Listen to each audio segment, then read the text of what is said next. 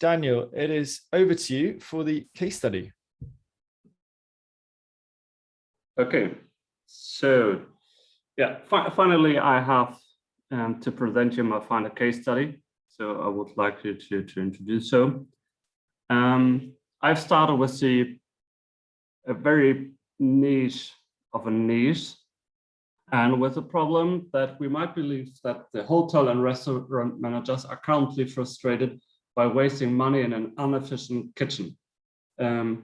Very crucial by this time in terms of the COVID effect. So many restaurants are closed. They do not want to fire their service staff, but also they are earning money, but they do know where they have all of these costs. So they are just thinking they are earning money with the restaurant, but they don't. So I started with some interviews to achieving the product market fit by validating that high operating costs caused by high energy consumption kitchen equipment, also by service staff, are a real acute problem for the hotel managers. So this is basically the key facts out of the interviews I made, and which is validated by our internal network of Chef Culinaria. This is a forum, a network of different hotels, kitchen suppliers, where I spread out my thoughts about these problems. And at the time, as I said at the beginning, it's very based on the COVID situation at the moment in terms of the service staff. So they do not have the right service staffs anymore because they left, or they do not have the right staff in terms of numbers in relation to their guests. So yeah, with this new kind of sheet, we would like to handle in future these discovery calls, reposting the insights, transform them into the solution and the offers we want to give to the customers. So that is something we really would like here as an example for my discovery calls, but also for the strategic product management in future. So the learning of that is that we really have to take the focus on the real and acute problems of the customer, like these two basics: high energy consumption kitchen equipment and wrong service staff. We learned about how much guidance during the interviews are good and okay, so to stay focused on the real problems and not swapping out to any others. Very important is to capture the emotions by the answers. So that is something which we haven't, or which we put in the background in the past, like just doing phone calls. But this is really important to capture these emotions and to transfer a story of it at the end to the customer. So that we can put these frustrations, these emotions into good opportunities at the end.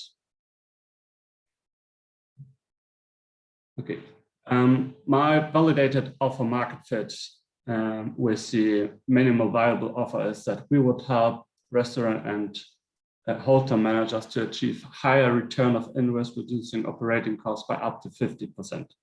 So it could be that we have some solutions that start with 5 or 6%, which is very easy to handle by themselves. For higher savings, they need a one-on-one training. So that we figured out in our Blue Ocean strategy canvas to have more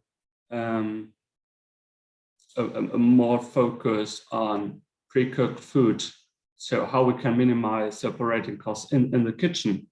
Like, okay, you can prepare the meals for the dinner at breakfast time and close the entire kitchen for the afternoon. So you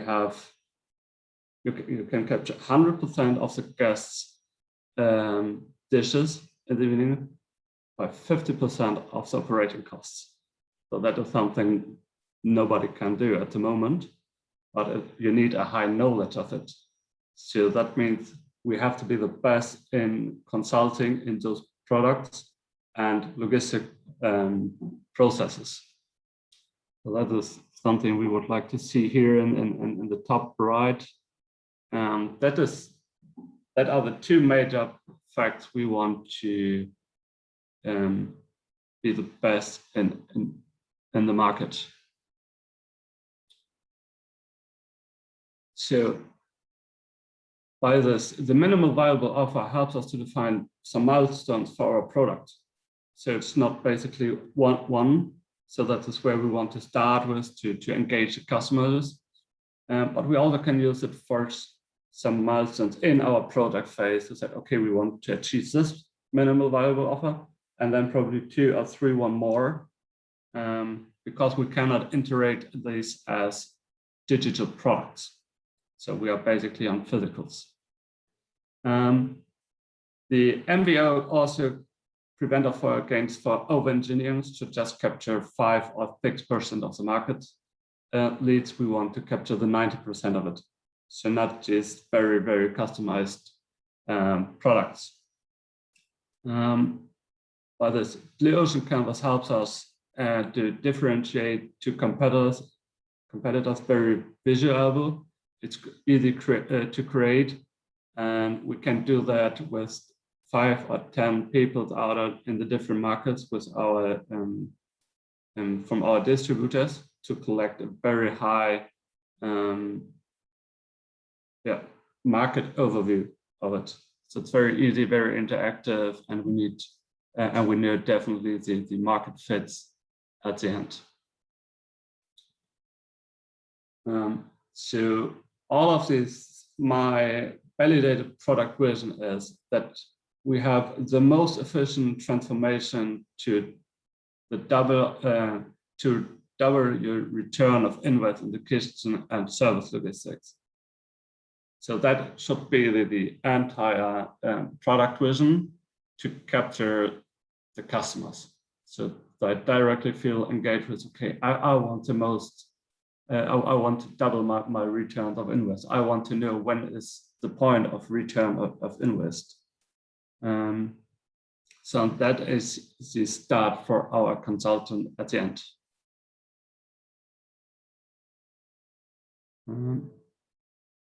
Okay, so basically the strategic roadmap to engage with the customer to set up the product is that we would like to start with just creating a webinar. So it's very easy to do so with our Hopfer Academy, with our marketing, with our sales team, to speak about easy savings in the kitchen, like easy processes.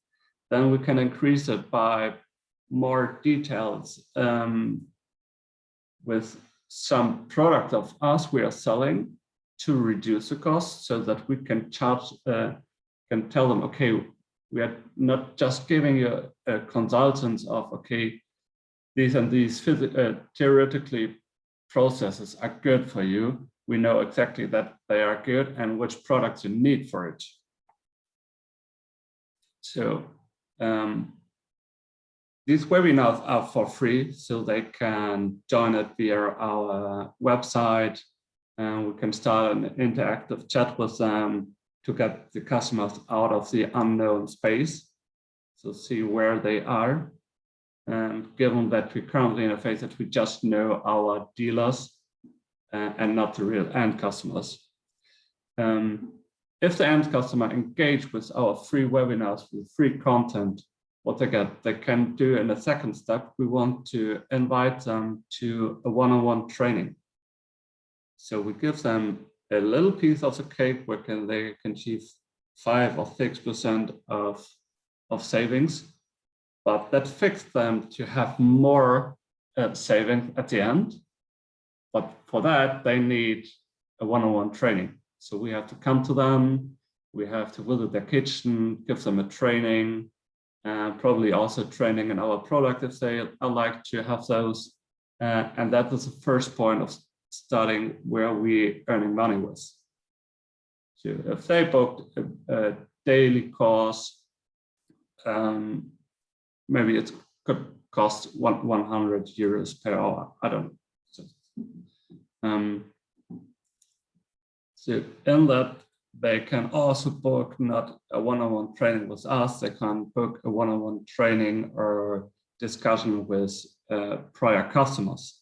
So they can, so also the customers from us, which were very happy and satisfied with our process, they can tell them on a one-on-one basis. So I had these same problems as you. Hopefully come in with the webinars. They put in all of their knowledge. They help me to achieve, good numbers that they can report to probably upper management and hotel groups. So that is the core function, the core value of the product. So it's very digital, based on a one-on-one training.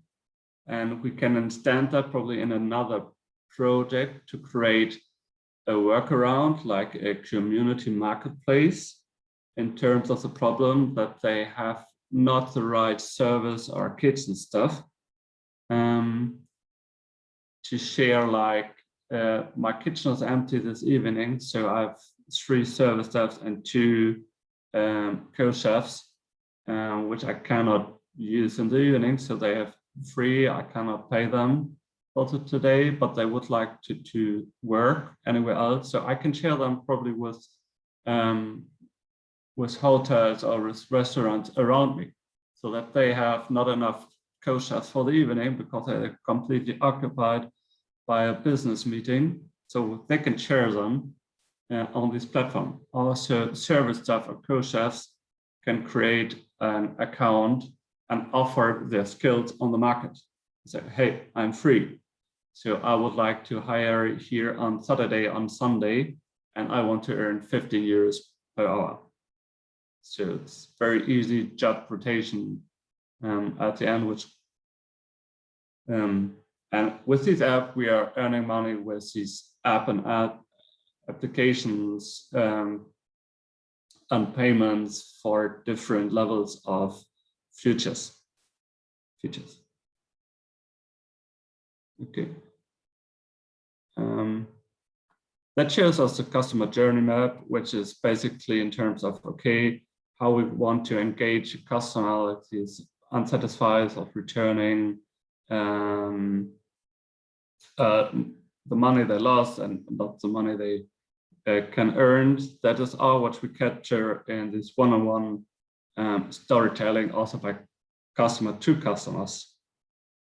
So to feel them feel really happy.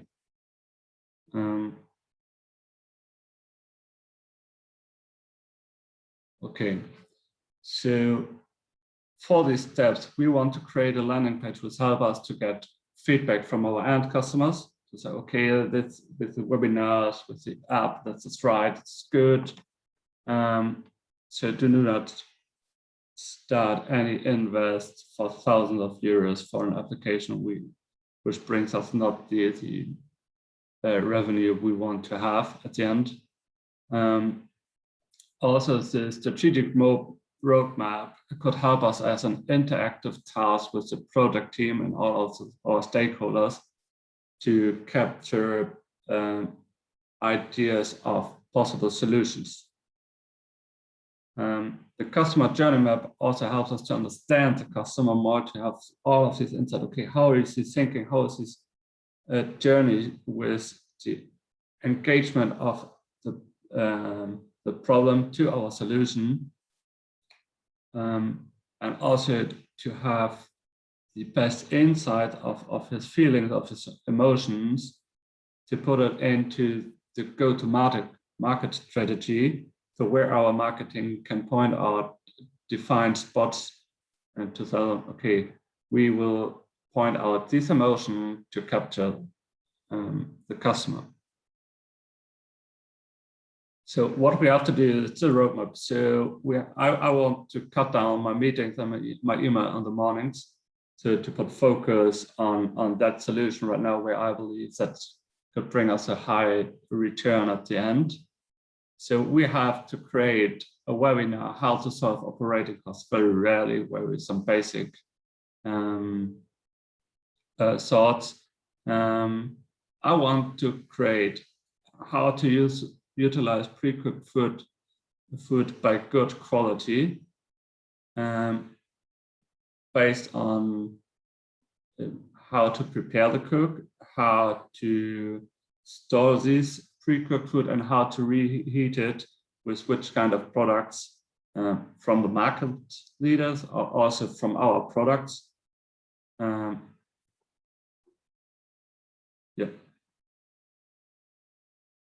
So, and that all could be done in 3 to 18 months.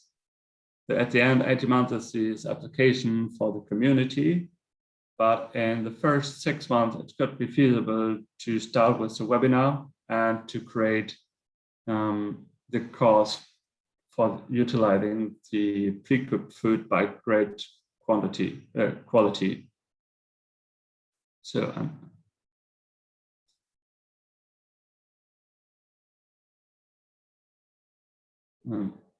okay, that's for. I think that's all for the moment. Nice. That anything else are learnings for right. The entire strategy. Oh, nice. Product management. Nice. Awesome. So what I'll do is give some comments. I'll just see how much time we have. Yep, we got 5 minutes still. I'm just going to give some quick comments on the case study itself. And then I think just, great to see the next steps actually, but we'll just talk about the next steps, I think, and what might make sense moving forward. So, right at the beginning, if we go back to the first, don't worry, you can stop screen sharing actually, and we can, you have this on recording for the notes. So I thought it was good generally. There's good storytelling throughout actually. Everything flowed quite naturally. So it made sense, like, it was clear to me why you start with the problem and then you did the research and then you went into testing, for example. So that was good. It was engaging. Small things like, you mentioned the word niche at the beginning. Explain what that is. I think in your company, all these terms are going to be so new, right? Niche, MBO, even landing page. So in a traditional company. So just always remember when you present this, just to be, really simple definitions and use simple terms like target customer instead of niche, whatever you think they would understand.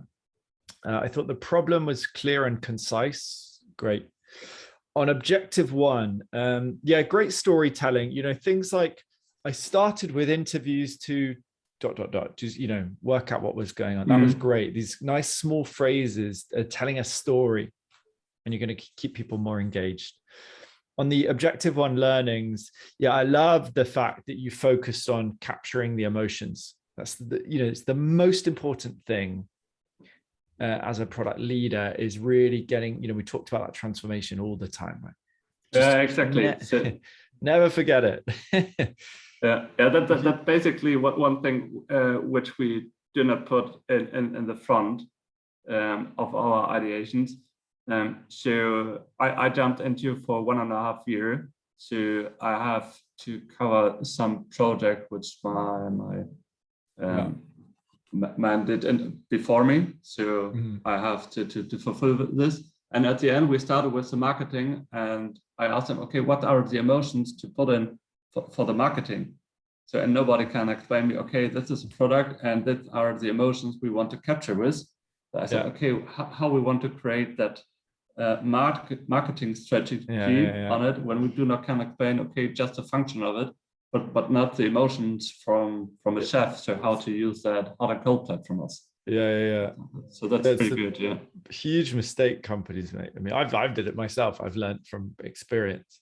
If you get that right, you're going to work out how to deliver value. If you really understand what they want on a deep level, if you miss that there, you're failing. You're always going to fail.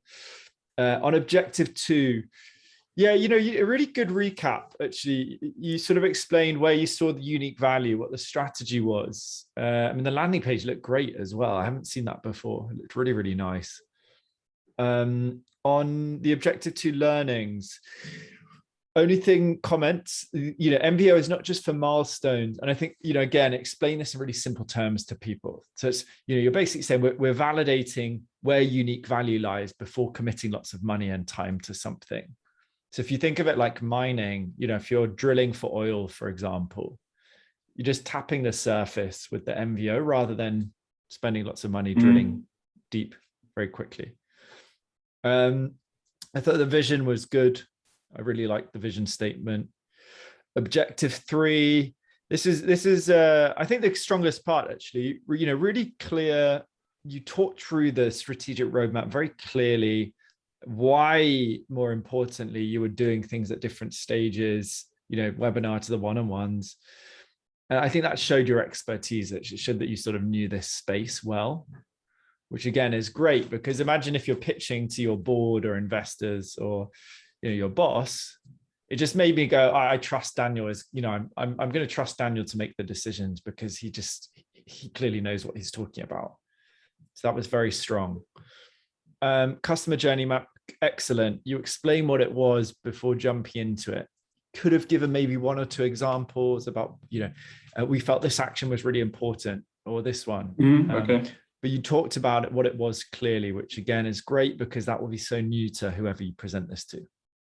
Objective 3 on the learnings, great. I thought that for me, it was great to see, because you've understood everything, right? What the value of the landing page, the strategic roadmap, customer journey map. How do you use those in your unique context? Because that's not something that I can solve. We can give you the frameworks and principles, but every product manager and every context is different. So it's great to see that you've already thought about how you're going to apply these things. And, roadmap, I thought it was just great to see that you're prioritizing time management and keeping that habit. It's essential for you, as also for your personal growth, just to have that time, to be working on strategic work, maybe, further down the line, like your own career development stuff, these kind of things, just having that window of every day, you've got an hour where you're getting real work done, right? High impact work done. It's great to see. And then, general comments. I think just generally, I was impressed actually with your progress, because, I know you're somebody that's like, your company is very new to product management. You are new to product management. So, when it comes to, like, say, prototyping, sure, it could be better, right? But it's, the wireframes I felt were a bit messy, a bit busy. It's completely new to you, so that's fine. It's a first iteration. It's that completely fine. And I think you did a very good work on the stuff that actually really matters, particularly in your context, which is, as you demonstrated now, right? The discovery calls, the vision, the strategy, strategic roadmap, customer journey map as well. The fact you're already talking, to marketing about the fact they need to, do their job better and understand really what's going on. That's the important stuff. It's not the prototyping and the digital stuff at this stage. So, I'd say don't worry about that stuff. I think everything that you've defined in terms of next steps, for me, makes a huge amount of sense. And now it's just about going out and, putting them into practice ultimately.